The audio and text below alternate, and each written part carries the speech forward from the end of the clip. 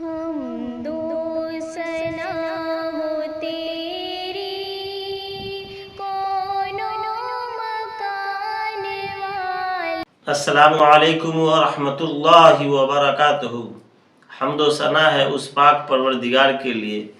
جس کے قبضہ قدرت میں ہماری اور آپ کی جان ہے۔ رمضان المبارک کا آخری عشرہ شروع ہو چکا ہے۔ اس آخری عشرے میں ہمارے اور آپ کے نبی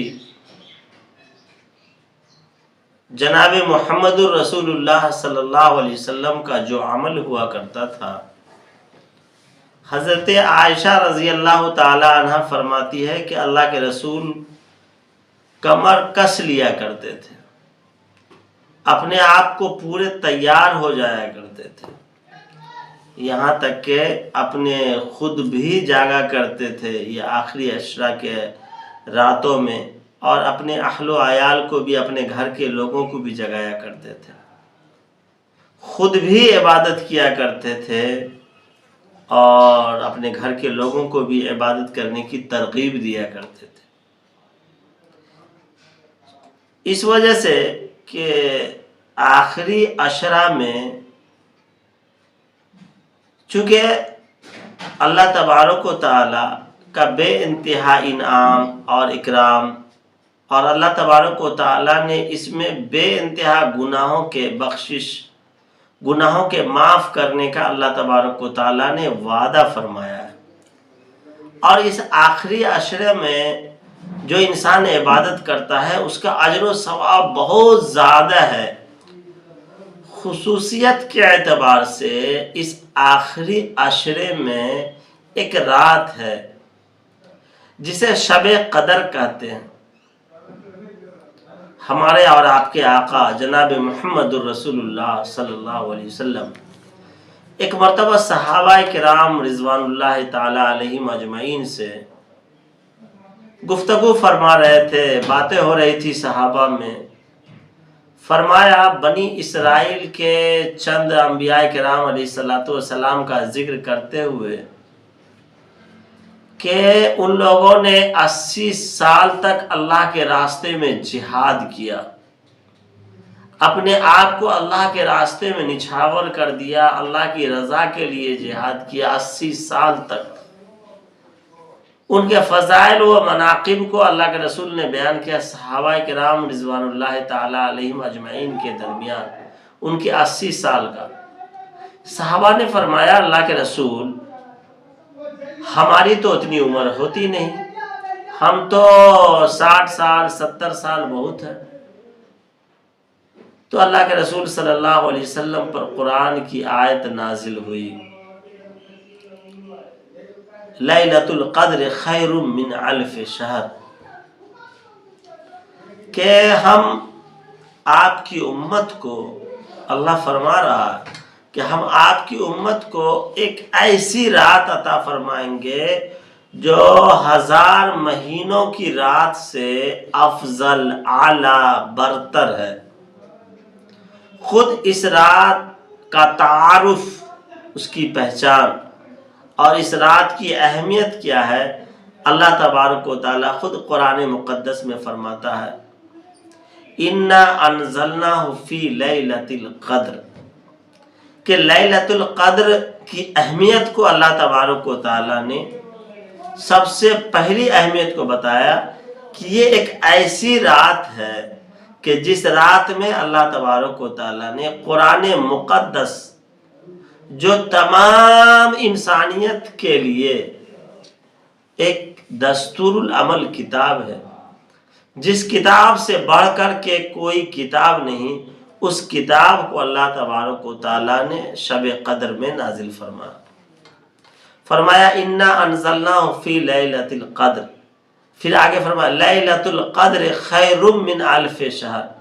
کہ یہ لیلۃ القدر کیا ہے؟ لیلۃ القدر وہ ہے جو 1000 مہینوں کی رات سے بہتر رات ہے، افضل ہے۔ یعنی 1000 مہینوں کی رات میں جتنی عبادت کی جائے وہ ایک رات میں عبادت کرنے پر اللہ تبارک و تعالیٰ ثواب عطا فرماتا ہے۔ یعنی صحابہ کرام کو اللہ کے رسول نے بتایا، اور قرآن کی جو یہ آیت نازل ہوئی تو بتایا کہ ان بنی اسرائیل کے 4 لوگوں نے جو 80 سال تک اللہ کے راستے میں جہاد کیا، اور اس پر جو اجر و ثواب ان کو ملا، اور ان کو جو اللہ کے طرف سے انعام سے نوازا گیا، وہ انعام جو ہے ایک رات جناب محمد الرسول اللہ صلی اللہ علیہ وسلم کے امتی عبادت کر لیں گے تو ایک رات میں اللہ تبارک و تعالیٰ عطا فرمائیں گے۔ پھر فرمایا تنزل الملائکۃ والروح فیہا بإذن ربہم من کل امر سلام ہی حتی مطلع الفجر۔ فرمایا کہ اس رات کے اندر فرشتے اترتے ہیں، اور حضرت جبرائیل علیہ السلام فرشتے اس رات میں اترتے ہیں، اور بتایا گیا کہ اتنے اترتے ہیں کہ زمین تنگ ہو جاتی ہے، اور یہ فرشتے جو ہے اللہ کے جو بندے جناب محمد الرسول اللہ صلی اللہ علیہ وسلم کی جو امتی دعا کرتے ہیں، ان کی دعاؤں پر یہ فرشتے آمین کہتے ہیں، اور ایک خاص اللہ تبارک و تعالیٰ کی طرف سے ندا آتی ہے، ایک آواز آتی ہے کہ ہے میرا کوئی بندہ جو مغفرت کا متلاشی ہو، میں اس کی معافی کر دوں، ہے میرا کوئی بندہ جو اپنی پریشانیوں میں پریشان ہو، میں ان کی پریشانیوں کو دور کر دوں، جو بیمار ہو وہ مجھ سے طلب کرے اپنی بیماریوں کی شفا کے لیے، اسے معاف کر دوں۔ یہ معاملہ جو ہے فجر تک ہوتا رہتا ہے، اور اللہ کی خاص رحمتیں، اللہ تبارک و تعالیٰ کی خاص مہربانی اور اللہ تبارک و تعالیٰ کی خاص رحمت کا نزول فجر تک ہوتا رہتا ہے۔ تو اس رات میں اگر کوئی گناہ گار بندہ اپنی گناہ کی معافی و تلافی اللہ تبارک و تعالیٰ سے کرتا ہے تو اللہ تبارک و تعالیٰ معاف فرماتا ہے۔ کوئی اپنے رزق کے بارے میں مانگتا ہے تو اللہ اس کے قرض کی ادائیگی کے لیے اس کے رزق میں وسعت عطا فرماتا ہے۔ کوئی قرض کی ادائیگی کے لیے اللہ سے فریاد کرتا ہے تو اس کے قرض کی ادائیگی فرماتا ہے، اس کی شکل نکال دیتا ہے اللہ۔ بیماری سے شفا کی دعا کرتا ہے، اللہ معاف کر دیتا ہے۔ تو ہمیں بھی چاہیے کہ اللہ تبارک و تعالیٰ سے بے انتہا اس رات میں جاگ کر کے دعا کرنی چاہیے۔ اور فرمایا کہ یہ شب قدر جو ہے رمضان المبارک کے آخری عشرے میں، اب آخری عشرے میں ہے تو اس کے لیے متعین نہیں ہے کہ کون سی تاریخ کو ہے۔ بتایا کہ آخری عشرہ کے طاق راتوں میں جو شب قدر کو تلاش کیا جائے۔ اگر یہ طے کر دیا جائے کہ آخری عشرہ کے فلاں تاریخ کو ہی طے ہے کہ اسی عشرے میں جو ہے شب قدر ہے، تو اس میں 2 خامیاں ہو سکتی تھی، 2 پریشانیاں بڑھ سکتی تھی امت کے لیے۔ سب سے پہلے یہ کہ اگر فلاں تاریخ کو ہی شب قدر ہے تو اس دن جو لوگ ٹوٹ پڑتے، پھر اس میں جو ایک دکھاوا ہوتا، پھر ایک رسم ہونے کا، ایک اس میں جو ہے بدعت اور نئی نئی چیز ایجاد ہونے کا خدشہ تھا۔ اس لیے اللہ تبارک و تعالیٰ نے اسے طے نہیں فرمایا فلاں تاریخ کو ہی شب قدر ہے۔ اور دوسری چیز یہ کہ اگر یہ طے کر دیا جاتا کہ فلاں تاریخ کو ہی شب قدر ہے، تو اگر اس تاریخ شب قدر جس رات میں ہوتی تو اس رات میں اللہ تبارک و تعالیٰ بے انتہا انعام اکرام عطا فرماتا ہے، بے انتہا اللہ تبارک و تعالیٰ کی نوازشیں ہوتی ہے، بہت سارے گناہوں کو اللہ معاف فرماتا ہے۔ اگر انسان کو معلوم ہو جاتا کہ آج ہی شب قدر ہے اور اس دن اگر انسان گناہ کرتا، غلطی کرتا، تو اس کی سزا، اس کا عذاب بھی بہت زیادہ ہو سکتا ہے، اور اللہ اس کے لیے قہر اور غضب کا معاملہ بھی فرماتا ہے۔ اس لیے طے نہیں کیا گیا۔ اور تیسری چیز کہ طے نہیں کرنے سے پھر اللہ تبارک و تعالیٰ بندے کے شوق اور ذوق کو بھی دیکھنا چاہتا ہے کہ ہمارے بندے ہم سے کتنی محبت رکھتے ہیں، اور مجھے پانے کے کتنے جذبے رکھتے ہیں، اور میرے لیے کتنے تڑپتے ہیں، اور ان راتوں میں کس طرح جاگ کر کے مجھے تلاش کرتے ہیں، شب قدر کو تلاش کرتے ہیں۔ تو بتایا کہ طاق راتوں میں جو ہے شب قدر کو تلاش کیا جائے۔ طاق راتوں میں کیا ہے؟ آخری عشرے کے 21 کی راتوں میں تلاش کیا جائے، 23 کی راتوں میں تلاش کیا جائے، 25 کی راتوں میں تلاش کیا جائے، پھر 27 کی راتوں میں تلاش کیا جائے، پھر 29 کی رات میں شب قدر کو تلاش کریں۔ انہی راتوں میں سے کسی ایک رات میں شب قدر جو ہے اللہ تبارک و تعالیٰ جو اپنے بندے کو عنایت فرماتا ہے، اس رات میں بندہ جو بھی دعائیں کرتا ہے اللہ اس دعا کو قبول کرتا ہے۔ اس لیے کہا گیا اعتکاف، اللہ کے رسول صلی اللہ علیہ وسلم نے اپنی پوری زندگی میں اعتکاف کیا، اس لیے اس میں ایک مقصد شب قدر کی جستجو، شب قدر کا تلاش کرنا بھی مقصد تھا کہ شب قدر حاصل ہو جائے، شب قدر کی برکتیں مل جائے۔ جب اللہ کے رسول صلی اللہ علیہ وسلم شب قدر کے حصول کے لیے اس قدر بیتاب رہتے تھے تو پتہ چلا کہ ہمیں بھی شب قدر کی تلاش میں، ہمیں بھی اس کے جستجو میں جو ہے لگنا چاہیے، اور اس کے جستجو کے لیے کد و کاوش کرنی چاہیے، محنت کرنی چاہیے، اللہ کی رحمت کے لیے ہمیں بھی بھاگنی چاہیے۔ پھر ایک صحابی ہے حضرت ابی ابن کعب رضی اللہ تعالیٰ عنہ، ان سے روایت ہے کہ حضرت ابی ابن کعب رضی اللہ تعالیٰ عنہ نے قسم کھا کر کے ایک موقع سے فرمایا کہ 27ویں سب کو ہی جو ہے شب قدر ہے۔ تو ہمارے جو ہے کچھ جگہوں میں، ہمارے اس اطراف میں ہندوستان،